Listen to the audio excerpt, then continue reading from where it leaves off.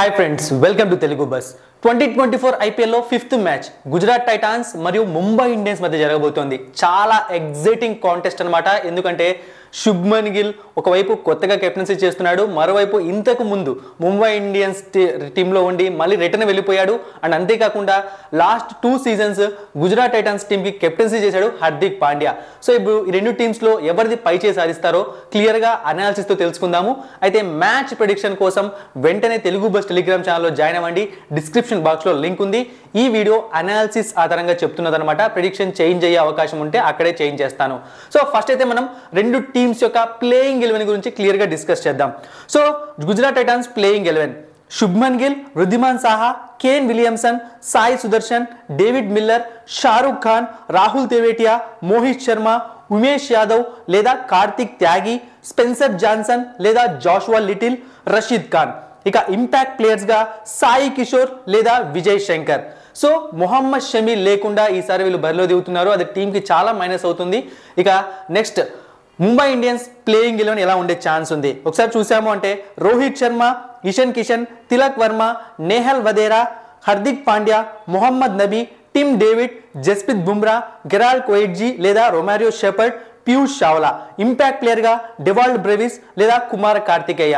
So ఇక్కడ మీరు చూసుకున్నారు అంటే మనం ముగ్గురిని మాత్రమే ప్లేయింగ్ 11లో ఓవర్సీస్ ప్లేయర్స్ ని యూజ్ చేశాము. అందుకే ఇంపాక్ట్ ప్లేయర్ గా ఒక ఆప్షన్ పెట్టుకున్నాం అనమాట, డెవాల్డ్ బ్రేవిస్ ని. సో దీన్ని బట్టి ఈ విధంగా రెండు టీమ్స్ యొక్క ప్లేయింగ్ 11 ఉండే అవకాశం ఉంది. చాలా ఎక్కువ మార్పులు అయితే జరగవు అనమాట. ఎందుకంటే ఫస్ట్ మ్యాచ్ ఆడుతున్నారు కాబట్టి మనకు తెలియాలంటే కరెక్ట్ ప్లేయింగ్ 11 కొంచెం టైం పడుతుంది.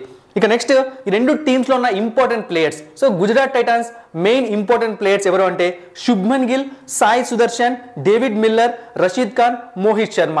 ఇక Mumbai Indians important players Rohit Sharma, Tilak Varma, Hardik Pandya, Bumrah మరియు పీయూష్ చావ్లా. సో ఇప్పుడు మనం రీసెంట్ పర్ఫార్మెన్స్ అంటే ఇంపార్టెంట్ ప్లేయర్స్ యొక్క రీసెంట్ పర్ఫార్మెన్స్ ఎలా ఉందో తెలుసుకుందాం. ఫస్ట్ మనం గుజరాత్ టైటాన్స్ తో స్టార్ట్ చేద్దాము. సో ఒకసారి చూసాము అంటే శుభ్మన్ గిల్ అనమాట రీసెంట్గా జరిగిన T20 మ్యాచెస్ చూసాము అంటే అతను పెద్ద టచ్లో అయితే కనిపించట్లేదు అనమాట. మంచి స్కోర్స్ అయితే చేయలేదు. నేను రీసెంట్ లాస్ట్లో ఐపీఎల్ తర్వాత ఆడింది కొన్ని T20 మ్యాచ్లే. ఆ T20 మ్యాచ్లో కూడా పెద్ద రన్స్ చేయలేకపోయాడు శుభ్మన్ గిల్. ఇక next Sai Sudarshan recent performance మీరు ఇక్కడ కనిపిస్తుంది. చూశారు అంటే 2 runs, 11 runs, 4 runs, 54 runs, 46 runs అనమాట.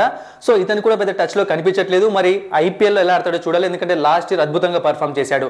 ఇక next David Miller recent form. So 8 runs, 22 runs, 17 runs, 47 runs, 11 runs. So David Miller కూడా రీసెంట్ గా మంచి ఫామ్ లో లేడు. మరి ఈ టోర్నమెంట్ ఎలా పర్ఫామ్ చేస్తాడు, గుజరాత్ టైటాన్స్ కు విజయాలు అందిస్తాడో తెలియాలంటే వెయిట్ చేయాలి.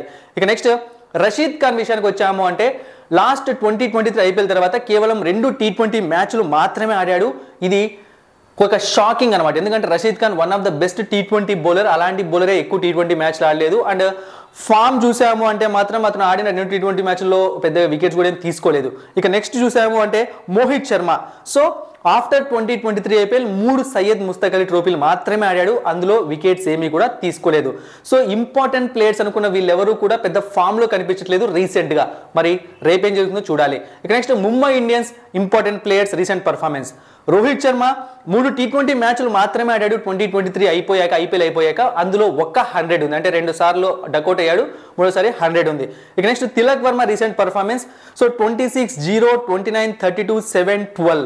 సో సూపర్ అని చెప్పలేము, అలా అని చెప్పి వేస్ట్ అని చెప్పలేము. ఒక యావరేజ్ పర్ఫార్మెన్స్ అయితే మనం చూస్తున్నాము. మరి ముంబై ఇండియన్స్కి ఎలా ఆడతాడు. ఇక నెక్స్ట్ హార్దిక్ పాండ్యా 2023 ఐపీఎల్ తర్వాత 5 T20 మ్యాచ్లు మాత్రమే ఆడాడు. అయితే ఇక్కడ రీసెంట్ పర్ఫార్మెన్స్ మనం ఎందుకు చూడట్లేదు అంటే హార్దిక్ పాండ్యాకు ఇంజురీ అయింది. ఆ ఇంజురీ తర్వాత వస్తున్నాడు అనమాట. అతను ఎలా పర్ఫామ్ చేస్తాడో ఫ్రెష్గా స్టార్ట్ చేస్తున్నాడు. అది కూడా తన సొంత టీం అయినా ఇంతకు ముందు ఆ టీంలోకి వెళ్ళాడు కాబట్టి మనం ఫస్ట్ మ్యాచ్ నుంచి అతన్ని గమనించాలి బాగా. ఇక నెక్స్ట్ బుమ్రా తీసుకున్నాము అంటే లాస్ట్ 5 మ్యాచెస్లో 7 వికెట్స్ తీసుకున్నాడు అనమాట. బుమ్రా ఎవర్ గ్రీన్ ప్లేయర్ అనమాట, ఎప్పుడు ఫామ్ లోనే ఉంటాడు. ఇక నెక్స్ట్ పీయూష్ చావ్లా. సో వీళ్ళకున్న మెయిన్ స్పిన్నర్ ముంబై ఇండియన్స్ కి, అతను కూడా మంచి టచ్ లో కనిపించట్లేదు. 2023 ఐపీఎల్ తర్వాత ఆడిన సయ్యద్ ముస్తక్ అలీ మ్యాచ్ లో కూడా పెద్దగా వికెట్స్ ఏమి తీసుకోలేదు. సో మీరు ఒకసారి ఒకటి గమనించారు అంటే రెండు టీమ్స్లోని ఇంపార్టెంట్ ప్లేయర్స్ చాలా మంది కూడా ఫామ్లో కనిపించట్లేదు. సో మనకి ఇప్పుడు వీళ్ళు ఫామ్లో ఉన్నారో లేదో తెలియాలంటే ఫస్ట్ మ్యాచ్ జరగాల్సిందే, లేకుంటే టోర్నమెంట్ కొంచెం ముందుకు కదలాల్సిందే. ఇక GT players versus Mumbai Indians bowlers ఒకసారి చూద్దాం. సో శుభ్మన్ గిల్ వర్సెస్ బుమ్రా చూసాము అంటే 25 రన్స్ ఒకసారి అవుట్ అయ్యాడు, 108 strike rate. Shubman Gill versus Hardik Pandya ఒక్క రన్ మాత్రమే చేశాడు, 3 టైమ్స్ అవుట్ అయ్యాడు, 20 strike rate. Shubman Gill versus Kumar Kartikeya 34 runs ఒకసారి అవుట్ అయ్యాడు, 154 స్ట్రైక్ రేట్. సో మీరు చూసారు అంటే ఇక్కడ మెయిన్ గా మనం శుభ్మన్ గిల్ వర్సెస్ హార్దిక్ పాండ్యా కాంటెస్ట్ చూసే అవకాశం ఉంది. మీకు డౌట్ రావచ్చు, ఇన్ని రోజులు హార్దిక్ పాండ్యా శుభ్మన్ గిల్ టీంలో ఉన్నాడు కదా ఎలా అని చెప్పి.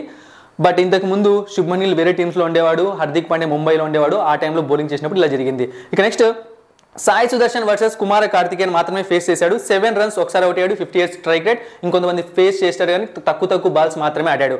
ఇక next Hardik Pandya versus David Miller చూసాము అంటే అతను టోటల్గా ఐపీఎల్తో కలుపుకొని T20 ఫార్మాట్ లో 4 టైమ్స్ అతను వికెట్ తీసుకున్నాడు. సో మరి శుభ్మన్ గిల్ పైన మంచి రికార్డు ఉంది, డేవిడ్ మిల్లర్ పైన మంచి రికార్డు ఉంది హార్దిక్ పాండ్యాకు. ఇక next Kane Williamson versus Hardik Pandya. So 28 runs 2 times out అయ్యాడు, 127 strike rate. Kane Williamson versus Bumrah 29 runs 1 out, 107 strike rate. So మనం ఒకసారి గమనించాము అంటే ముంబై ఇండియన్స్ బౌలర్స్ కి గుజరాత్ టైటన్స్ బ్యాట్స్మెన్స్ పైన మంచి రికార్డే కనిపిస్తుంది. ముఖ్యంగా హార్దిక్ పాండ్యాకే ఎక్కువ మంది పైన మంచి రికార్డు ఉంది. మరి రేపు బౌలింగ్ లో ఎలా మనం మ్యాజిక్ చేసాడంటే మాత్రం ఏం చేయలేము. ఇక next Gujarat Titans bowlers versus Mumbai Indians batsmens. Rohit Sharma versus Mohit Sharma చూసాము అంటే 79 రన్స్ ఒక్కసారి అవుట్ అయ్యాడు, 133 strike rate. Rohit Sharma versus Rashid Khan 29 runs 4 times out అయ్యాడు, 111 strike rate. Rohit Sharma versus Umesh Yadav 152 runs 5 times out అయ్యాడు, 140 strike rate. So Rohit Sharma versus Rashid Khan మధ్య చాలా మంచి కాంటెస్ట్ జరిగే ఛాన్స్ ఉంది. ఇప్పుడు కెప్టెన్సీ లేకుండా ఫ్రీగా ఆడబోతున్నాడు. మరి రషీద్ ఖాన్ ఎలా ఎదుర్కొంటాడు చూడాలి. రషీద్ ఖాన్ కూడా పెద్ద ఫామ్ లో కనిపించట్లేదు రీసెంట్ పర్ఫార్మెన్స్ చూసాము అంటే.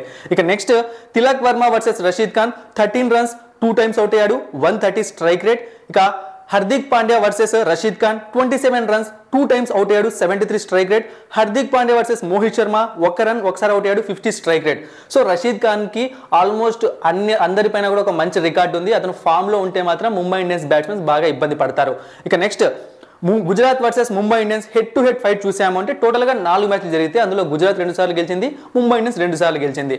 సో ఇప్పుడు 5th మ్యాచ్ ఎవరు లీడ్ తీసుకుంటారో తెలిసిపోతుంది. ఇక నెక్స్ట్ ఫస్ట్ టైం బ్యాటింగ్ చేసినప్పుడు 2 టీమ్స్ కూడా మ్యాచ్లు గెలిచాయి, అది ఇక్కడ విశేషం అనమాట. అంటే గుజరాత్ ఫస్ట్ టైం బ్యాటింగ్ చేసినప్పుడు 2 మ్యాచ్లు గెలిచింది, Mumbai Indians first time batting చేసినప్పుడు 2 సార్లు గెలిచింది. పిచ్ రిపోర్ట్ చూసాము అంటే అహ్మదాబాద్ గ్రౌండ్లో ఈ మ్యాచ్ జరగబోతోంది. సో ఇక్కడ టోటల్గా 5 black soil pitches, 6 red soil pitches ఉన్నాయి. సో ఏ పిచ్ యూస్ చేస్తారంటే గుజరాత్ టైటన్స్ వాళ్ళ బలం ఏదుందో వాళ్ళు హోస్ట్ కాబట్టి వాళ్ళు ఆ పిచ్ని ఎంచుకుంటారు.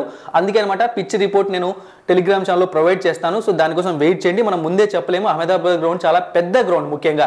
సో ఇక్కడ క్యాచ్ అవుట్స్ ఎక్కువగా అవుతూ ఉంటారు. అంతేకాకుండా ఇది ఒక మంచి batting friendly wicket. So 170, 180 scores చాలా ఈజీగా వచ్చేస్తూ ఉంటాయి. ఇక లాస్ట్ 10 మ్యాచెస్ చూసుకున్నాము అంటే ఇక్కడ పేసర్స్ కి 88 వికెట్స్, స్పిన్నర్స్ కి 35 వికెట్స్ పడ్డాయి.